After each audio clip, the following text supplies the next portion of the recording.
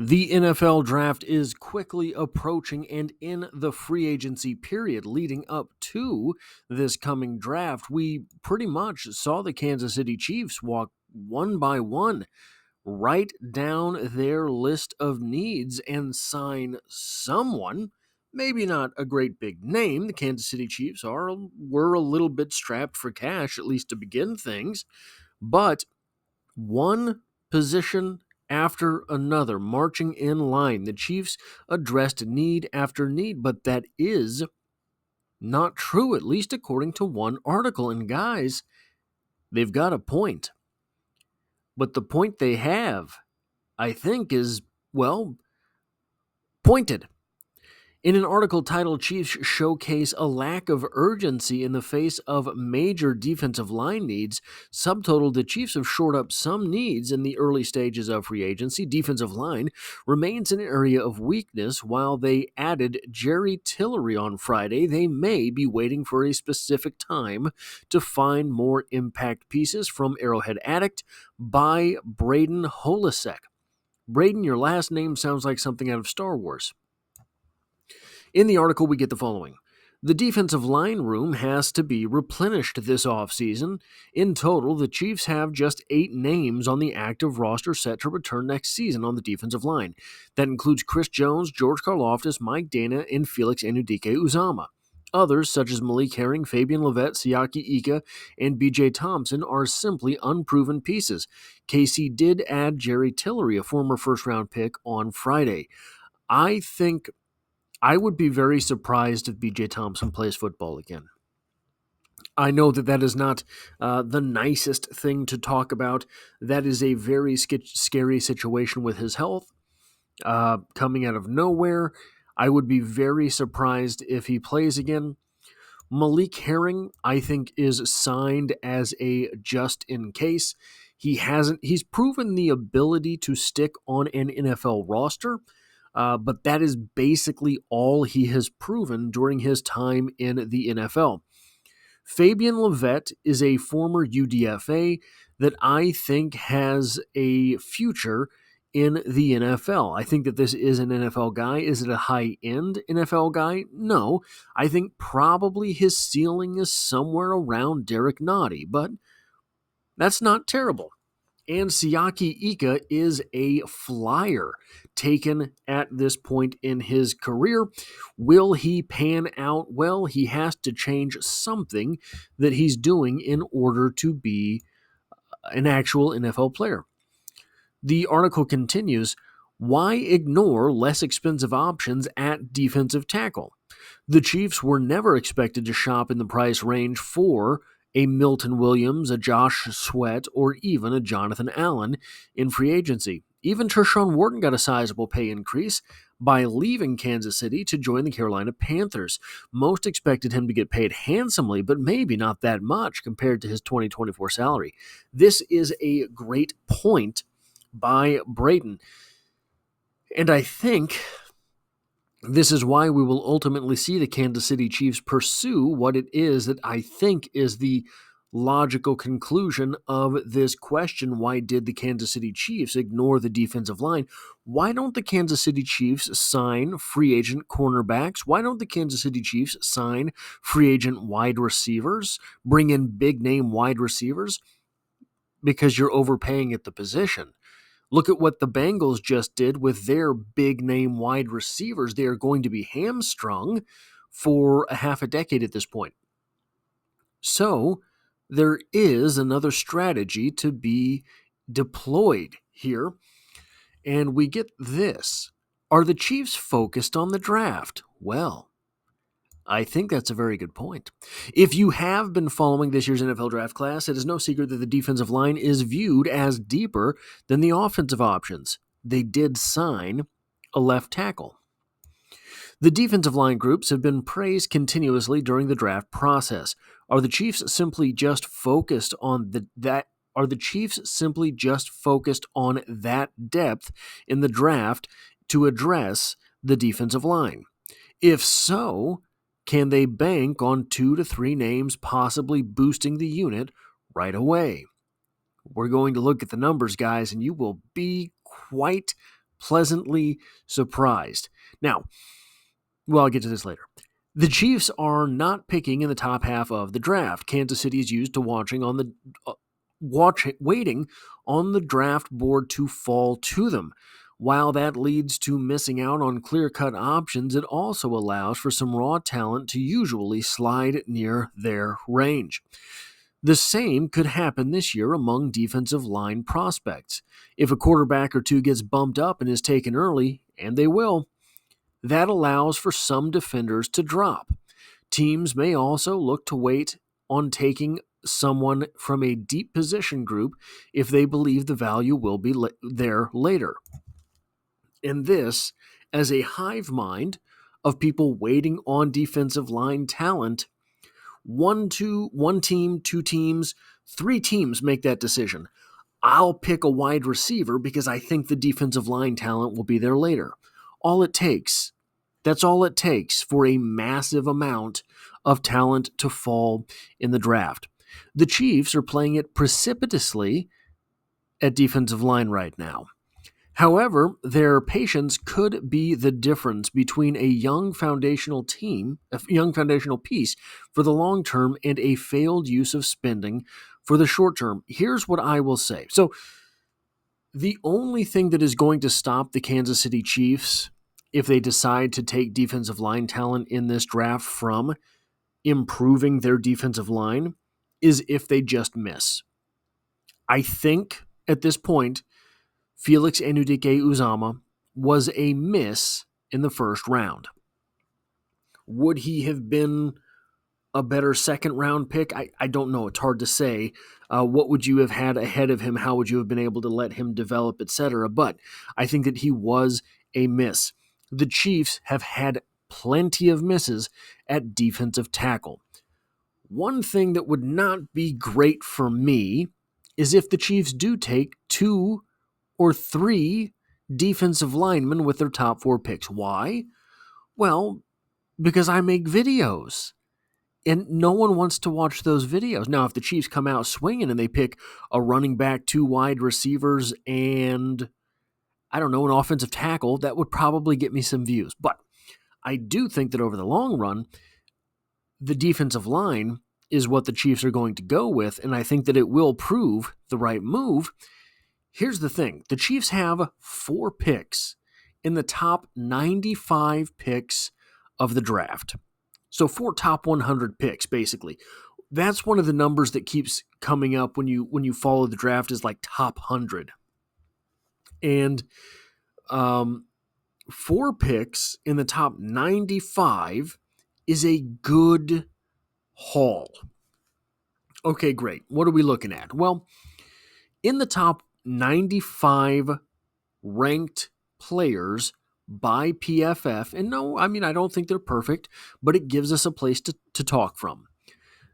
There are 12 defensive tackles in the top 95. That's a lot of defensive tackles. That is a deep defensive tackle class, and we're just talking top 95. You're talking the first 3 rounds. The numbers for this go, there are tons of defensive tackles and edge players in this class that are draftable and that will ultimately probably be drafted later than they should because of the glut of talent at these positions. The Chiefs, as stated earlier, have a troubling history when drafting edge players and defensive tackles. All they have to do is hit one time. Because one time on a line that starts 4 players, you're talking 25% of the line. So all they need is they need to hit on the defensive tackle or they need to hit on the edge, right? If they do either of those things, they will be in good shape. Now, among the defensive tackles, it would be great if Mason Graham fell to 31. That's not going to happen. 6'3", 320 pounds, the 21-year-old out of Michigan is the number 4 ranked player by PFF. Probably they're not very wrong on that ranking. The next defensive tackle ranked by PFF is 17th with Kenneth Grant, 6'3", 339 pounds, 21.3 years old. I think there is a chance that he falls to 31 because I think that there is a chance he is not valued. So there's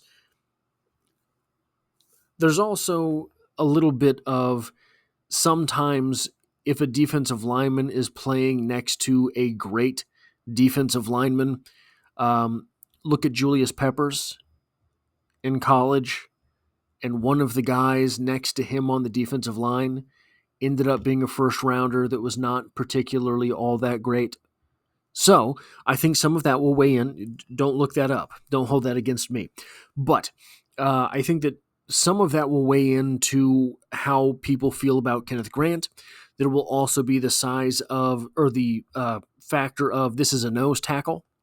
Is there great positional value at nose tackle high in the draft? So I think it's possible that he slips. They say of Grant brings a rare combination of quickness and size to the nose tackle position. He has the strength to dominate single blocks and hold up against doubles. When he's in attack mode, he's an imposing player. I just wish we saw that aggressive mindset more consistently. I think if the Chiefs took Grant at 31, it could be a great pick. I think that the risk is too great to trade up for Grant. Just because I don't know if the player you're seeing in college is going to be the player that you see in the NFL. Number 22, Derek Harmon, 6'5", 310 pounds. Harmon just had 1 year of notable production, but that season showcased a player with high football IQ, consistent competitiveness, and NFL-level quickness. He can be an effective three-technique defensive lineman for an even front.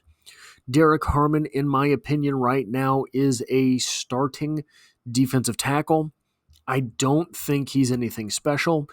I would not rank him 22nd overall. Darius Alexander, a player that you were starting to see mocked to the Kansas City Chiefs very often, 6'4", 310 pounds.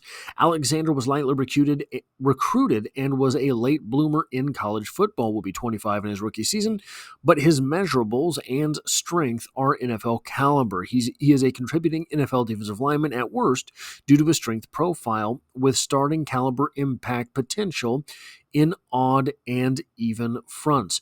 Again, like I said earlier, I think this is a Derek Noddy ceiling type guy.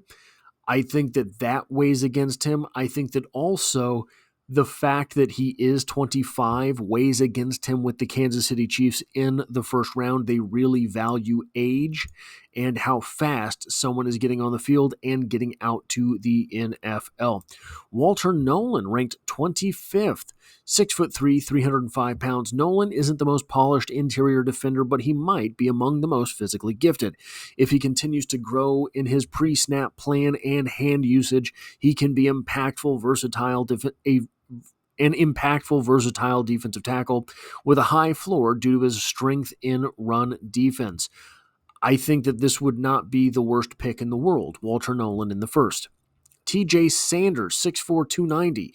You're looking at a guy ranked 36th, along with Tyleik Williams, ranked 37th. That either of these guys would be minimal stretches at 31. I don't think either of these guys would be the first-round pick. I think it's possible both of these guys fall to the 64 range or the 62 range where the Chiefs would be picking again. Again, do I think that is definitively going to happen? No. I think it's possible that happens because, like we said earlier, all of the positional value, etc. TJ Sanders, 6'4", 290, different than Tyleik Williams, 6'3", 327. Williams, I think, is more likely of the two to be a Chiefs player. Williams is a compact, powerful, interior defensive lineman who excels at holding the line of scrimmage. His lack of pass rush production makes nose tackle his best projection, likely as a day two selection. Again, that's where you're going to if you see the Chiefs with Tyleik Williams, I would prefer that in the second round. If you're looking at the value of a football player as how quick do they come onto the field and start for you, I think Tyleik Williams starts day one in Kansas City. I think you would be better off somewhere else, or picking something else and hoping Tyleik Williams is there in the second. Then Shamar Turner, 6'4", 300. Alfred Collins, number 40. Oh, Shamar Turner, 46. Number 49, Alfred Collins, 6'5", 320. Please, oh please, not another massive Texas defensive tackle. 62, Omar Norman Lott, 6'3", 315. I like Omar Norman Lott. Norman Lott possesses more NFL potential than his snap counts and stats say. Look at his grades and win rates for a clearer picture. He's an athletically gifted, undersized 3 technique who, with better hand usage and better pass rush plans, can be a contributing starter. I think that he is a starter at the NFL level.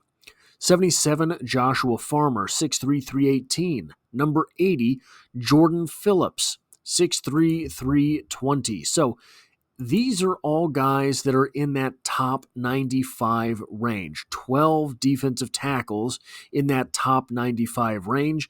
The Chiefs should be able to maneuver around to get one of them at some point with a first-round pick, a second-round pick, and 2 third-round picks. Now, there are 17 edge players listed by PFF in the top 95 players of the draft, and I pretty much agree with them. Number 2, Abdul Carter, 6'3", 252. We don't have to talk about him. He will not be there. Neither will James Pierce, 6'5", 243. Mike Green at 13, 6'4", 248 I did not see that coming. Green has only 2 years of starting experience and not the best competition to measure NFL talent over the past 2 years. However, he absolutely dominated the way you'd want a future NFL player to win with elite pass rush and run defense grades, in addition to high 90th percentile numbers in win rate and run stops.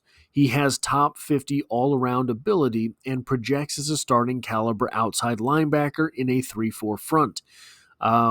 I did not see that happening. Mike Green at 13. I do not have all that much work done on Mike Green. Donovan Iziruako.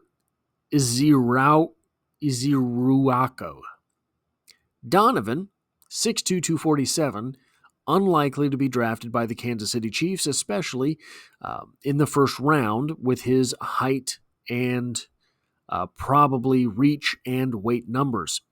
Then we start an incredible run of Spagnuolo-type defensive ends, ranked by PFF right around where the Kansas City Chiefs would need them to be available. Remember, they probably have a little bit of leeway to trade up. They have an extra third-round pick.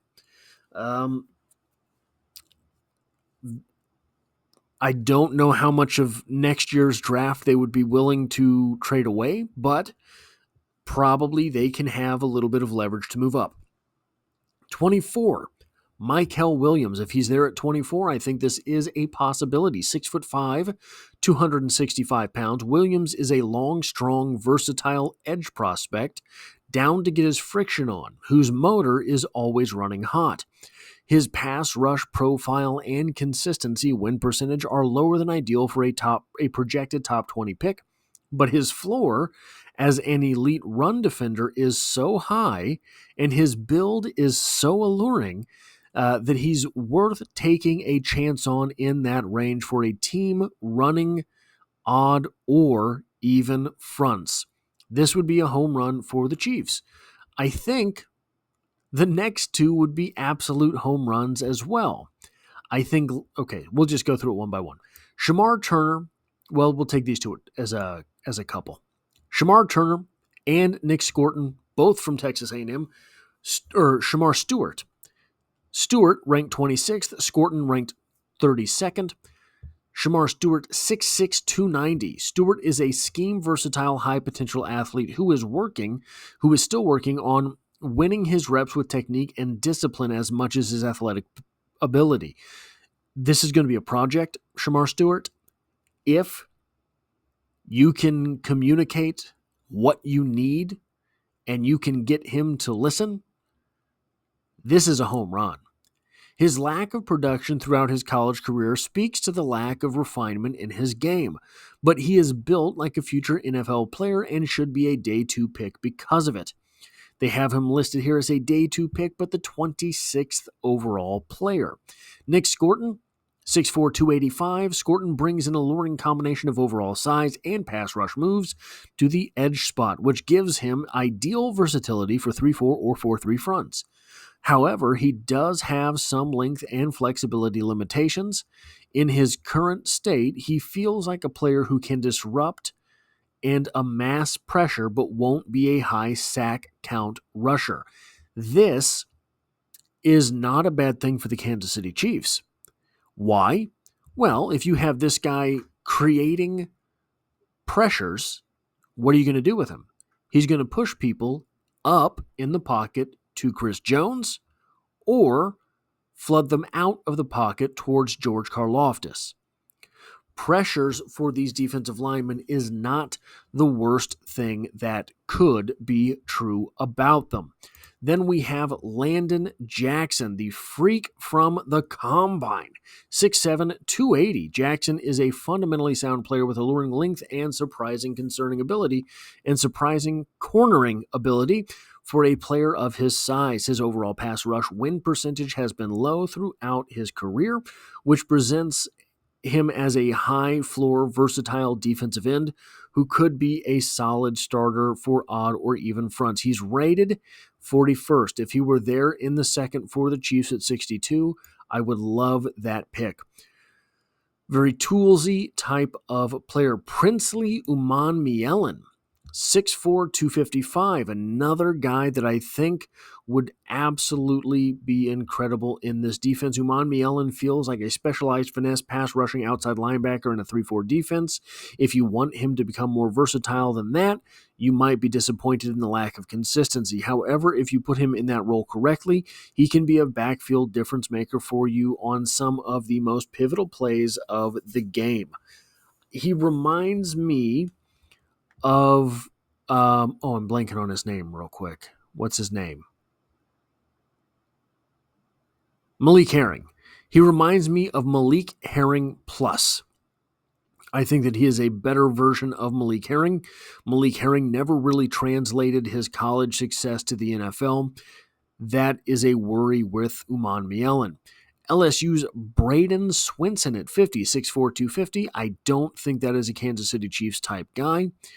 Then we have twins from Ohio State, JT Tuimoloau and Jack Sawyer.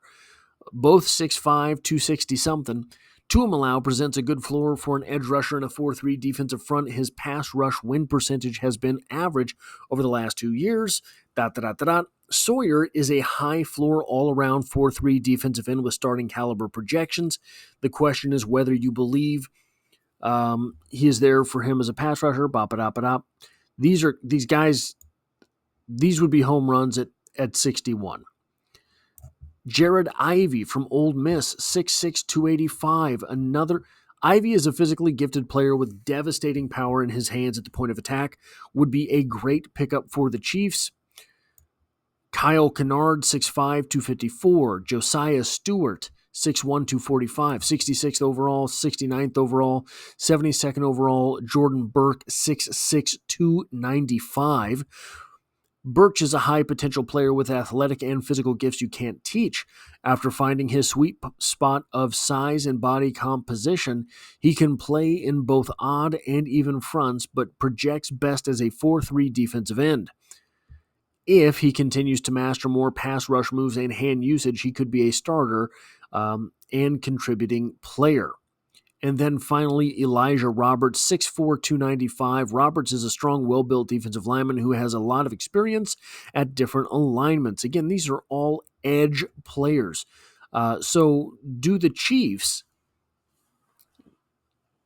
Chiefs address the defensive line enough to dispel concerns heading into the 2025 NFL season? They did not. If I had to pick a spot where they had a need to not address particularly hard, defensive line might be it. And I know that there's an interior defensive lineman and an edge player, a defensive end and a defensive tackle, however you want to refer to them. But guys, both of them, if you were going to skip out on left tackle and hope you got one in the draft, I'd have been worried. If you were going to skip out on cornerback and hope you got one in the draft, I would have been worried. But for them to have skipped out anywhere, and they did sign Jerry Tillery, and Jerry Tillery is another one of these guys who has some flexibility, I think, in this defense between the edge and the defensive tackle position. So I think that the Chiefs are going to be able to quietly put together a defensive line that is capable heading into this season, so long as they address whatever those scouting issues are that have stopped them from making good picks along the defensive line in the past. That is all I have for this video. If you like or appreciate what it is that I do here, hitting the like button really does help me out, as it tells YouTube to share this video with other Kansas City Chiefs fans. And if you find yourself here by chance but not design, the Chiefs are the only thing I talk about on this channel, dropping multiple videos every single week, and I hope to have you back for the next one.